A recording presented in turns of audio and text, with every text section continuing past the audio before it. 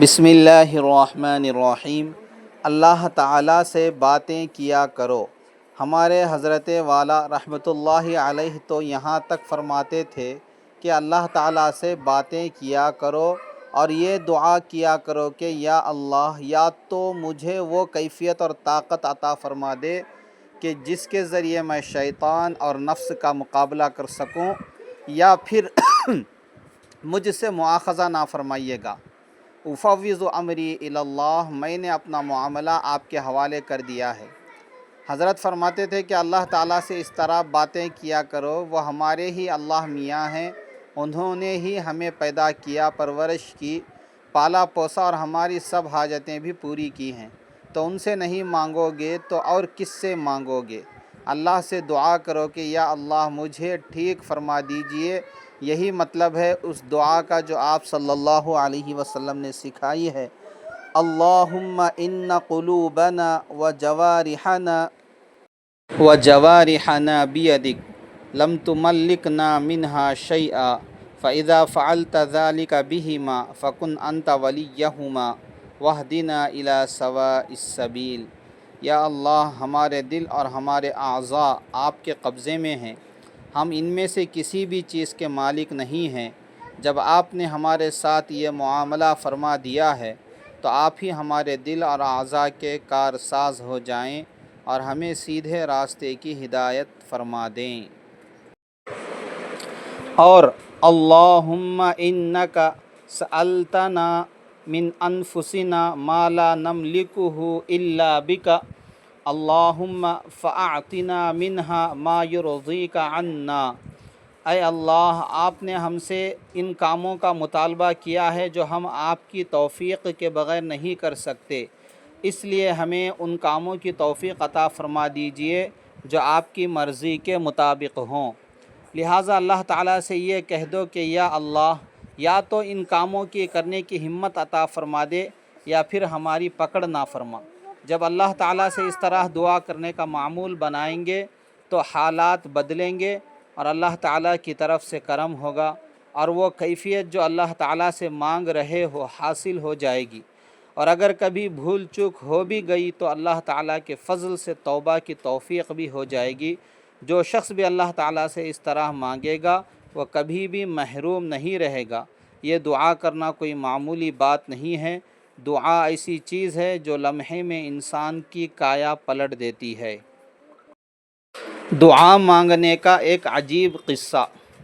آج سے تقریباً 25-30 سال پہلے کی بات ہے کہ جرمنی سے ایک صاحب کا خط میرے پاس آیا اور انہوں نے اپنا مسئلہ مجھے لکھا کہ میں جرمنی تعلیم حاصل کرنے کے لیے آیا تھا اور اس تعلیم کے دوران نہ مجھے دین کی فکر تھی اور نہ آخرت کی، بس پیسے کمانے کا شوق تھا۔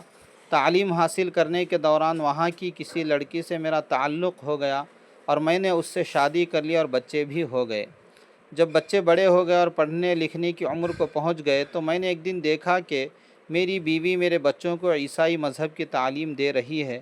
یہ دیکھ کر میرے اندر کا سویا ہوا مسلمان جاگ اٹھا اور میرے دل میں یہ غیرت آئی کہ یہ عورت میرے بچوں کو عیسائی بنا رہی ہے۔ میں نے اس کو منع کیا کہ یہ مسلمان بیٹا ہے، مسلمان ہی رہے گا، لیکن اس نے میری بات نہ مانی اور کہنے لگی کہ میں جس بات کو حق سمجھتی ہوں اپنی اولاد کو بھی سکھاؤں گی۔ میں نے کہا کہ تم جو سکھا رہی ہو وہ حق نہیں ہے بلکہ اسلام حق ہے۔ میری بیوی نے کہا کہ اچھا بتاؤ اسلام کیسے حق ہے؟ جب اس نے یہ بات کی تو میں لاجواب ہو گیا، کیونکہ میرے پاس نہ تو دین کا کوئی علم تھا اور نہ ہی اپنی بات کو ثابت کرنے کے لیے کوئی دلیل تھی، جبکہ میری بیوی اپنے مذہب کی عالمہ تھی۔ اس لیے جب اس نے مجھ سے بحث کی تو میرے پاس کوئی جواب نہ تھا اور اب میں اس مصیبت میں گرفتار ہوں، آپ خدا کے لیے میری مدد کریں۔ میں نے دل میں سوچا کہ یا اللہ، یہ مسلمان بندہ مصیبت میں ہے اور اللہ تعالیٰ سے دعا کی کہ یا اللہ اس کی مدد کا کوئی طریقہ میرے دل میں ڈال دیجئے۔ میں نے اس کو جواب لکھا کہ آپ اس سے بحث و مباحثہ کرنا بند کر دیں کیونکہ اس کا کوئی فائدہ نہیں ہوتا، اور ساتھ ہی میں نے اس کو اپنی ایک کتاب جو عیسائیت کے موضوع پر تھی وہ بھی بھیج دی اور لکھا کہ اس عورت کو 2 باتوں پر آمادہ کر لو۔ ایک تو یہ کہ وہ اس کتاب کو پڑھے، اور دوسرا اس سے یہ کہو کہ اللہ تعالیٰ کو تم بھی مانتی ہو اور میں بھی مانتا ہوں۔ ہم دونوں رات کو بیٹھ کر اللہ تعالیٰ سے دعا کیا کریں گے کہ یا اللہ، عیسائیت اور اسلام میں جو بھی دین برحق ہے، جو بھی دین برحق ہے، اس پر ہمیں جمع دیجیے۔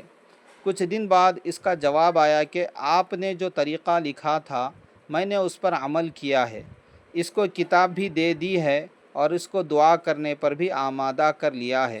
اب وہ اس کتاب کا مطالعہ بھی کرتی ہے اور ہر روز دعا بھی مانگتی ہے، لیکن ابھی تک کوئی فرق نہیں پڑا۔ میں نے اس کی بات بڑھ کر اللہ تعالیٰ سے دعا کی، میں نے اس کی بات پڑھ کر اللہ تعالیٰ سے دعا کی اور اس کو لکھا کہ آپ اللہ تعالیٰ سے مایوس نہ ہوں اور کچھ دن مزید صبر کریں اور اس کو کہیں کہ دعا نہ چھوڑے۔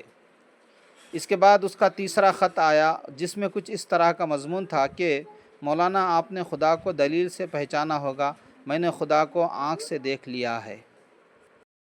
اور پھر اس نے اپنا قصہ لکھا کہ میری بیوی کسی یونیورسٹی میں پڑھتی تھی، وہاں سے اس کو کوئی سرٹیفکیٹ لینا تھا، وہ مجھے ساتھ لے گئی۔ وہ گاڑی چلا رہی تھی اور میں برابر والی سیٹ پر بیٹھا ہوا تھا۔ جب ہم وہاں سے واپس آنے لگے تو اچانک اس نے گاڑی ایک کنارے پر کھڑی کی اور اسٹیئرنگ پر جھک گئی۔ میں گھبرا گیا کہ شاید اس کو کوئی دورہ پڑ گیا ہے۔ میں نے اس سے پوچھا کہ کیا بات ہے؟ قریب جا کر دیکھا تو وہ رو رہی تھی۔ وہ بولنا چاہ رہی تھی لیکن رونے کی شدت کی وجہ سے اس کے منہ سے الفاظ نہیں نکل رہے تھے۔ جب میں نے اس سے بار بار پوچھا کہ تمہیں کیا تکلیف ہوئی ہے اور کیوں رو رہی ہو، تو اس نے کہا کہ مجھے کوئی تکلیف نہیں ہے، بس مجھے مسلمان بنا لو۔ میں نے کہا کہ کیا تم سچ کہہ رہی ہو؟ کہنے لگی کہ ہاں، سچ کہہ رہی ہوں۔ میں نے گاڑی ڈرائیو کرنا شروع کی اور سیدھا اسلامک سینٹر پہنچا اور اس کو مسلمان کیا۔ اور آج پہلی مرتبہ رمضان کا موقع ہے کہ ہم دونوں نے سحری کھا کر روزہ رکھا ہے، اور سحری کھانے کے بعد پہلا کام آپ کو خط لکھنے کا کر رہے ہیں، اور دوسرا خط میری بیوی کا ہے جو اس نے آپ کے نام لکھا ہے۔ اس میں اس نے لکھا تھا کہ میں آپ کی شکر گزار ہوں کہ آپ نے مجھے یہ طریقہ لکھا جس کے نتیجے میں مجھے اللہ تعالیٰ نے ایمان سے نواز دیا۔ اس کے علاوہ اس نے کچھ اور بھی دین کی باتیں مجھ سے پوچھی تھیں۔ یہ میرے اپنے ساتھ بیتا ہوا واقعہ ہے۔ خلاصہ یہ کہ دین حق پر چلنے کی دعا جب بھی کی جاتی ہے وہ اللہ تعالیٰ کی طرف سے کبھی رائگاں نہیں جاتی، اس لیے اس دعا کو اپنے روزانہ کے معمول میں شامل کر لیں۔ اگر ہم نے مذکورہ سب کام کر لیے تو اللہ تعالیٰ کی ذات سے امید ہے کہ رمضان ہمارے لیے شہر الصبر بن کر ہماری زندگی میں انقلاب اور تبدیلی کا پیش خیمہ بنے گا۔ اللہ تعالیٰ ہم سب کو اس کی توفیق عطا فرمائے، آمین۔ وآخر دعوانا ان الحمد للہ رب العالمین۔ السلام علیکم ورحمۃ اللہ وبرکاتہ۔ اگلی ویڈیو میں پھر ملیں گے۔ آپ سب سے گزارش ہے کہ لائک کریں، سبسکرائب کریں اور شیئر کریں۔